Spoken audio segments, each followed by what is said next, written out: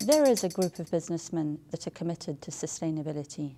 Today with me, I have the Director of Communications for the World Business Council of Sustainable Development, Peter Paul van der Wijs, who's going to tell us a little bit more.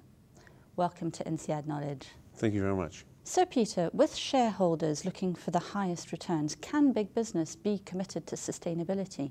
Not only they can, if they're not, they'll be losing out in the future, is our opinion. If you consider the fact that the world will be populated by 9 billion people by 2050, and you realize that we're already running at the end of the resource that we have available for the current population, the question is not if they can, the question is more how fast can they adapt, and how willing are they to take the right decisions now to implement sustainable thinking in their core business strategies and in their core competencies of their managers. I did notice that you have several large members from China and India in your association. Is this something new, and how does their approach differ from that of the European and American companies that are members?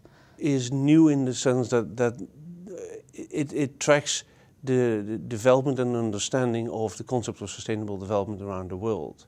So you start seeing that the Asian countries are coming up and more start thinking about the issue of sustainable development.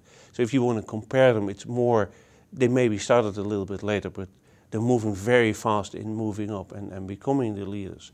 And for example, one clear example is the fact that China is now the world's leader when it comes to clean energy investment.